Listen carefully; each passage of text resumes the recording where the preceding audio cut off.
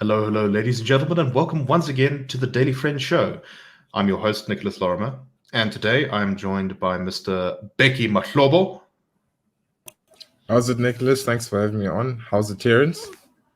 Oh, wait, sorry, we're getting horrible echo. Echo from my side. Maybe it's from mine. Yeah, go ahead. No, sorry, it's from my side. Carry on. No, go ahead, Bheki. Sorry. Oh, yeah, sorry. No, I was just greeting you, Nick, asking how you are, which you didn't reply, as well as Terence. How are you doing, Terence? Sorry, I made the mistake of having and this is, of course, the problem with doing these things live, is I had the mistake of having the own live stream open in the background, so I could hear myself. It was really awful. And, of course, we have Mr. Terence Corrigan with us as well. Terence's camera is not working, so instead we have a picture of Terence visiting Berlin. Terence, how are you? No, I'm good. Just freezing cold today, isn't it? It is horrific. Pretty much matches the mood in the country. Yes.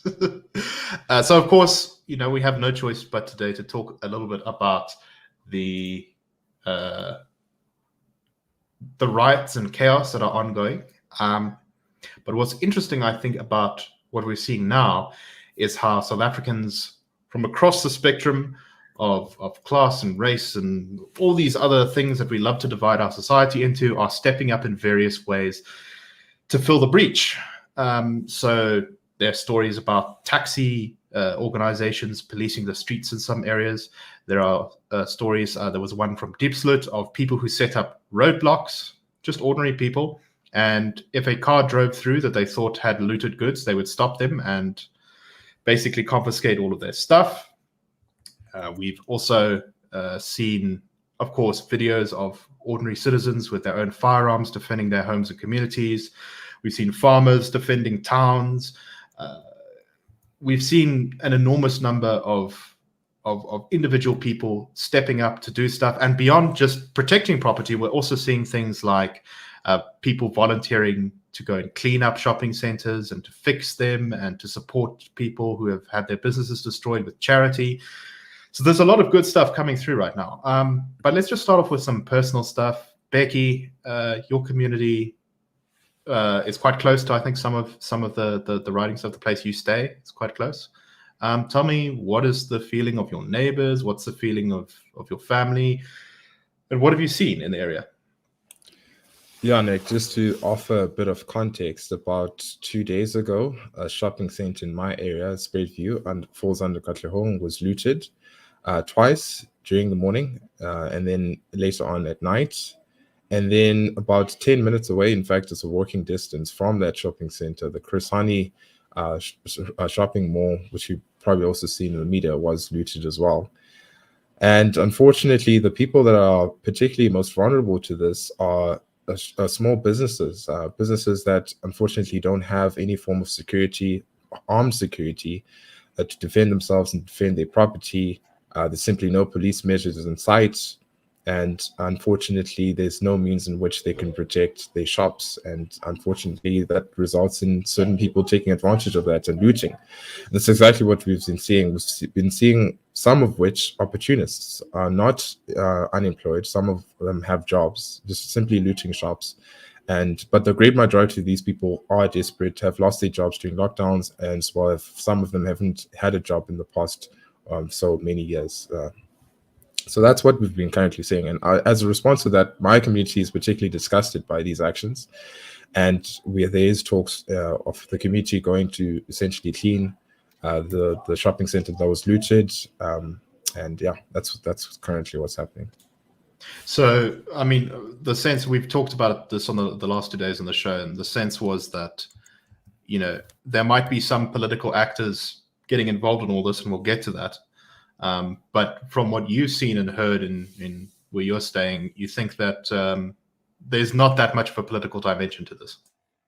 No, there's not much of a political dimension to this. I mean, most of the people that were looting, they are not Zuma supporters themselves.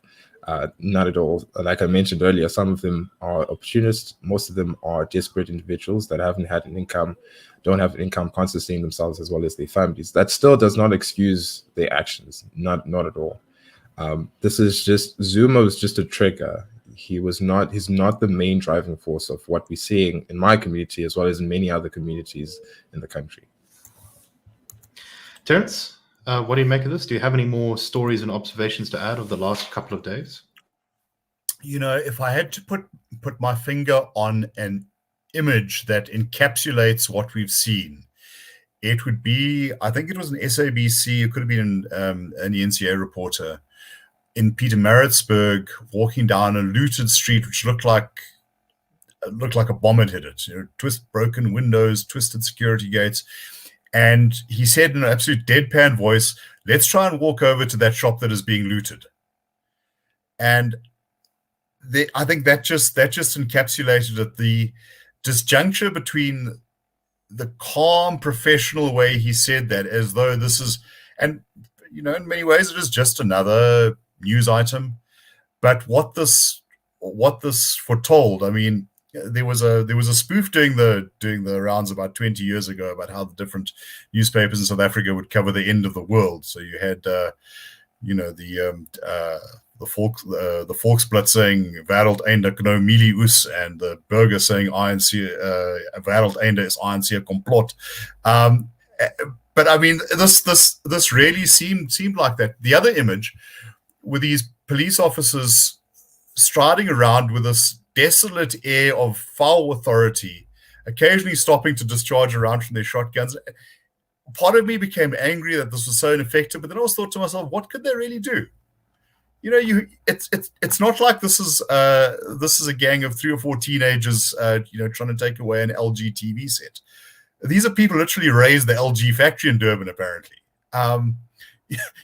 Even if you were going to turn some sort of live ammunition, I'm not advocating this on that crowd. It's just too big to be controlled. So that policeman was making a gesture, nothing more. Mm-hmm. That seems to be some defining feature of so much of the state's response to all of this. Yes. And just something just sure, a little ahead, bit further. What I'm noticing in particular in my area is that there hasn't been a wide-scale looting of spaza shops compared to xenophobic attacks in previous years. It's just largely targeted at shopping centers. I think there are other factors at play here, largely due to the fact that you can get more out of a shopping center than you can from a spaza. But then one thing to also consider is that spaza shops are close to people's homes. And I think if there is a wide-scale looting of spaza shops, they will be met with more resistance. That's the sense that I'm getting and I'm sensing from my particular community. And like another point that I'd like to make here is that these violent protests and looting, it's not the first time in South African history.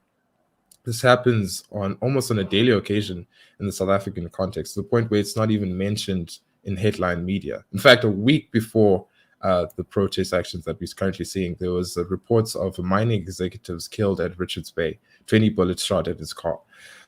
So long as the fundamental issues such as that of unemployment, people losing income levels, stagnant economic growth, if those issues are not addressed, unfortunately, we're going to see more of these protest actions happening more in future. Yeah, I think violence in South Africa is very much like one of those kind of viral infections, which is constantly there, bubbling away, but only occasionally has flare-ups that make it very visible to the world. And I think we're definitely seeing really the greatest flare-up we've had, at least since '94. Terence, do you have anything to say on that point before we move on a bit? This has exposed the weaknesses of South Africa's state, and it's also the latest iteration of what the policy environment, the governance environment, the social environment have brought us to. The Economist had a comment about how ransacking a supermarket shelves is small beer compared to what has been happening at the upper echelons of government. And maybe there is something poetically symmetrical about this happening with President Zuma as the spark. But then again, Zuma wasn't alone in venality. hope that this will give some pause to actually think about the way that the country is being managed. But as Bheki pointed out, this isn't the first time we've seen stuff like this, and it unfortunately probably won't be the last. I think maybe one of the differences is that this is probably the first time it's intruded in a significant way into the suburbs. Whether or not you have personally been affected, and I've spoken to people in Pietermaritzburg and on the coast who have felt personally threatened.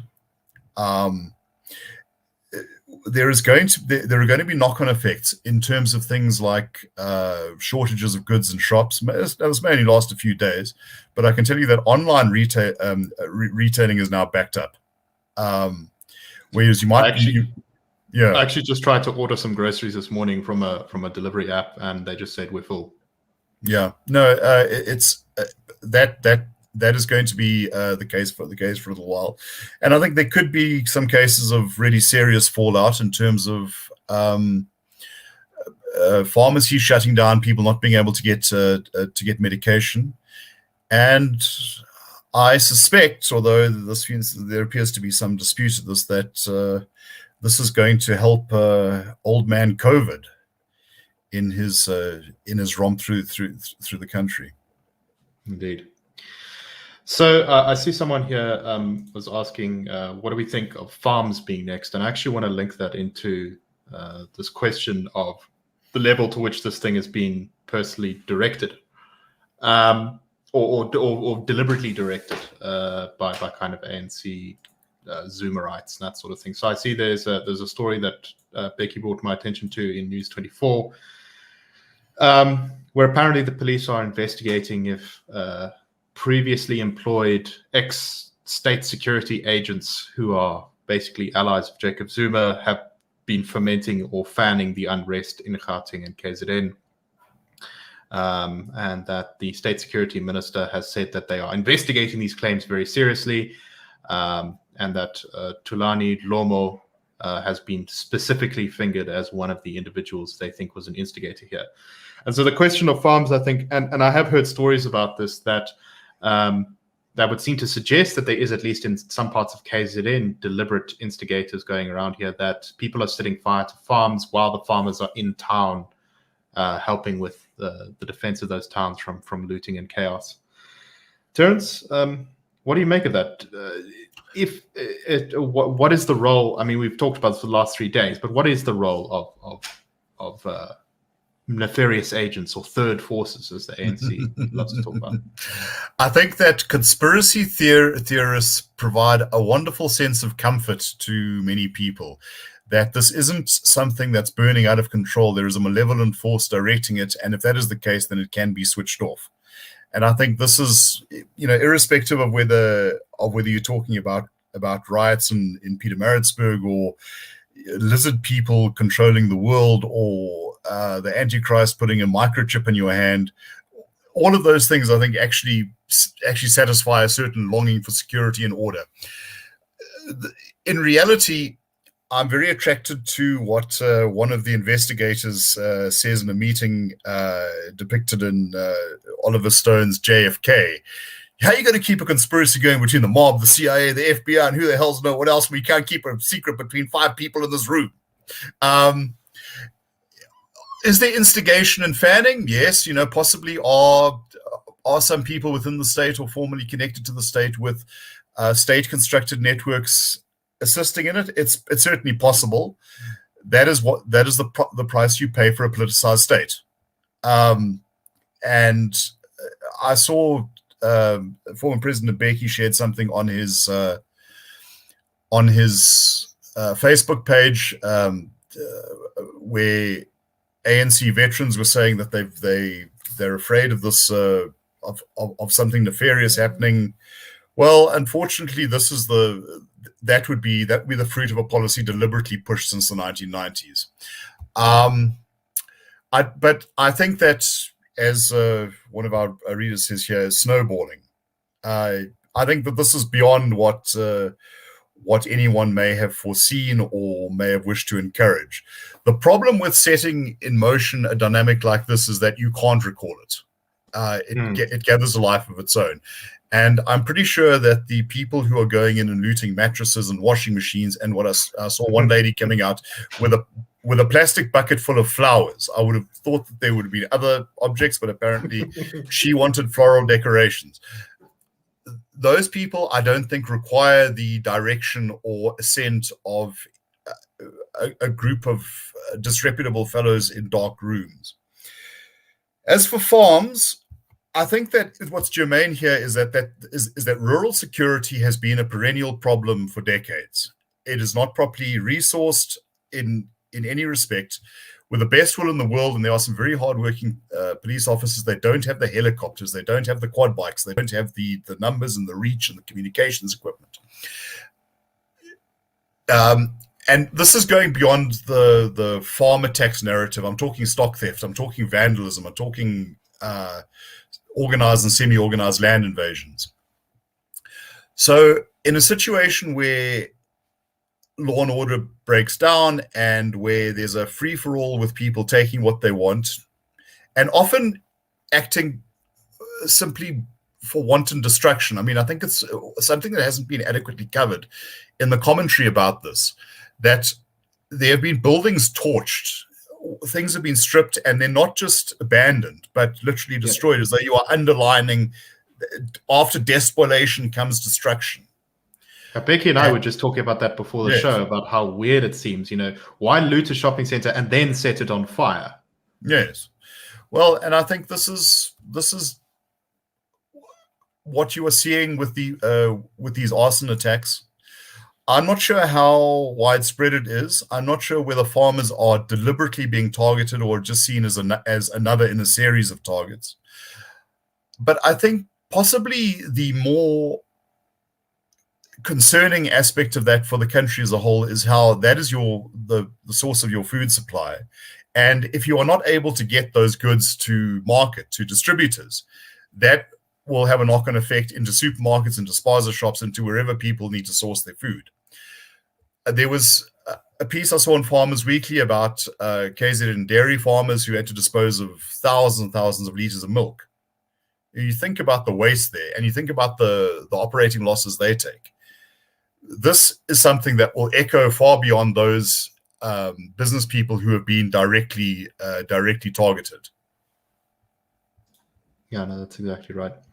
Our CEO, Franz Cornier, actually made a point in a meeting this morning that the search for instigators and things is he thinks a little bit of a distraction from the real issue here. So people are saying, like the media is now going to chase after the 12 people that Bheki clearly mentioned. He said there were 12 instigators that they had identified. But as our commenter here pointed out, this what we saw here was a lot of a giant snowball sort of rolling down a hill, and that wouldn't be possible without the ground being prepared for it first. Yes. The ground was prepared for it by the unemployment, by the constant degrading of the rule of law, by encouraging political violence, by all these other things that the government has been deliberately doing, or either deliberately doing or doing by way of Default. their bad policy. Yeah, exactly. Can I add something just a little bit? Go ahead, Bheki. Go ahead, sort Bheki. of also like a distraction that they're doing.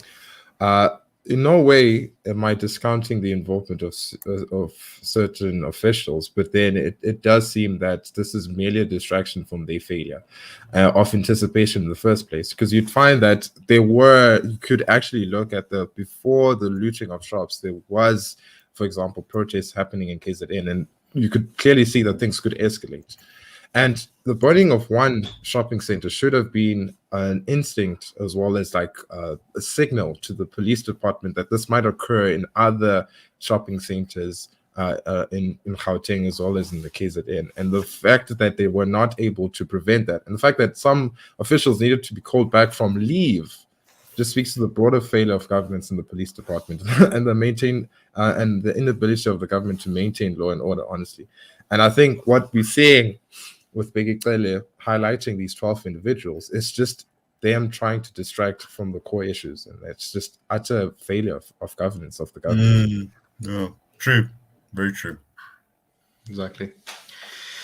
Right. So I think for me, though, there has been. So let's talk about the issue of these militias and self-defense units and citizen actions and stuff. And on one hand, I think that there is a lot to be very happy about, seeing ordinary South Africans standing up to fill the breach, doing what they can. And for the first time, I'm getting a sense from government that they've actually kind of been forced to deal with reality and take their hands off and say, okay, no, this is thank you for helping us. I mean, that's a sentiment that I've heard from a few places. Even Cyril, although he condemned vigilantism and taking the law into your own hands, he also said thank you to all the communities who are helping our police.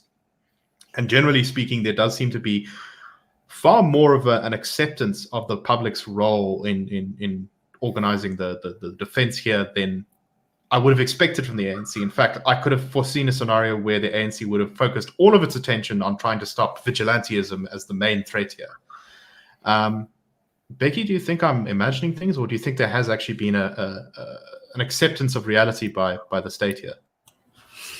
There has been an acceptance of by the state in certain communities. In fact, I believe this is in Durban as well. The police department in that particular area actually asked community members to assist them in ammunition and protection, which just speaks to like they're unable to actually, they don't have the capacity to handle the numbers that they're seeing with looters. In certain instances, as well as my community, you'd find that there will be a police presence in the morning, but as soon as the police leave, the looting then continues and starts all over again. So there definitely needs to be community involved, volunteers, people from the community volunteering to protect their property and so forth. And I think this is something that the government needs to actually realize on a daily basis, and not try to take away people's ability to defend themselves by the Firearms Amendment Bill. Because if that bill was enacted, these communities would have not been able to protect themselves, none at all. So this should be a clear sign. Yeah, at least not legally. At least not legally. This should be a clear example that the state is unable, as it currently stands, unable to protect these communities, more especially in poorer communities, as well as suburban areas, in fact. Yeah, Terence, what do you make of that my idea that the government is sort of accepting the civilian role in this? I think it's too early to say. I think that the state has a very negative view of any kind of involvement in, let's say, the operational details of policing. I think that as an emergency stopgap, they sort of realized that they were outmatched in areas such as in parts of KZN where you saw shopkeepers and their networks gathering. They had to conclude that this was their natural ally on the spot. I think that the big question arises: what happens if one of these civilians seriously injures or kills a protester? This is something, interestingly enough, that I have discussed with serving police officers over time, that you'll have the minister saying, shoot the bastards, etc., etc., etc. Don't worry about the consequences. I'll take care of that. And the response is, no, you probably won't. I'll be, if I am trigger happy, I'll be left holding the can. So that's something which I think we will have to keep an eye on. I don't think that it's great that you have a situation where armed civilians have to come out, to form some sort of posse comitatus to maintain order. My views on self-protection is that is a final line that you are able to draw around yourself and your personal space. When it heads into what we've seen, then you have a very, very dark situation. I do, however, think that any justification for the deletion of self-defense as a justification for owning a firearm, and I emphasize this is not the only problem with this bill. depends on the implicit guarantee by the state that it can secure your safety to a reasonable degree. Now, in the best of times in South Africa, it can't do that. I think what this has shown is that when the chips are really badly down, civilians are on their own. And I think it is important to note that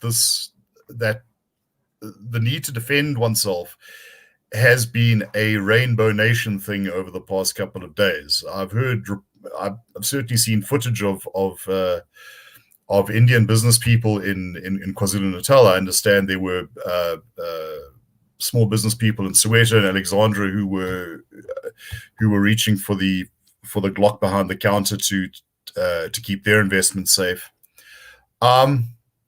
So yeah, I think that if we're going to take anything positive away from this, we have to get serious about discussing what will be a counter to crime. I think the Firearms Control Amendment Bill is not that. It is fundamentally a means to deal with what is seen as a problem of firearms, and it is being expressed in an idiom of crime. But as we've seen over the past couple of days, the ability to reach for that self-protection is, for many people, a matter of almost existential interest. Yeah.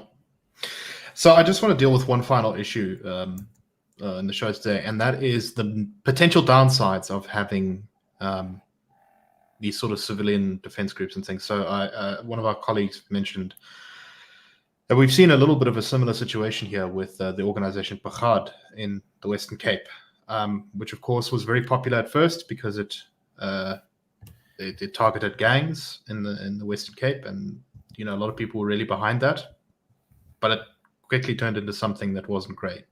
And I think there is a real risk of that happening now when the state just leaves this, as I say, nature abhors a vacuum, and when there's a vacuum of power, someone may step into that. I think someone in the comments yesterday was having a go at us a little bit on this point exactly. Terence, do you think that that's a real worry? And then Bheki, I'll also get your views on this before we close. Well, I think what's a real worry is this sort of thing fades away, and we fail to learn any lessons, and we then just wait for it to happen again. I mean, I think that this is not the first time something like this has happened, and sadly, it probably won't be the last, because we never seem to really learn the lessons. Indeed. Bheki, your final thoughts? Yeah, 100% echo the concerns of that you've raised, Nick. My particular concern is that of mob justice. Then people that have lost their jobs, then communities that have been destroyed because of looting, then take it upon themselves to actually enact justice on the looters. That's the situation I definitely don't want to see. I definitely don't want to see people being taken out on the streets, and to certain cases being burnt, like what we saw in certain communities where gang members were rounded up and burnt in a public area. That's definitely not something that should happen in South Africa, none at all. But a point that I'd like to emphasize is that the only way that it escalates to that point is like the core issues that we have raised throughout this podcast. It's that if these issues are not addressed, stagnant economic activity where the economy is not allowed to essentially grow out of its current situation, where the governance issues that we've raised, as well as Terence raised, as well as New raised, are not solved, unfortunately, we'll see more of this happening on every occasion and on a monthly basis. And the more ways in the future will be more intense than the one we're seeing currently. Yeah. All right. That's all the time we have for today. So thank you very much for watching and listening. I hope you are enjoying our experiment with doing this live. And for those who are listening to the recorded thing or to the video after the fact, also, we hope that you're enjoying it. So thank you very much. Please like, comment, subscribe, all that good stuff. That helps us out. So it's interesting to get engagement from you guys. If you want to support the IRR, which funds the Daily Friend Show, you can SMS your name to 32823. and we'll call you back to sign you up as a friend of the Institute. Also, check out, of course, thedailyfriend.co.za for news and analysis of quality that you can't see in many other places around the country. Anyway, thank you very much. Have a wonderful day, and we will see you tomorrow.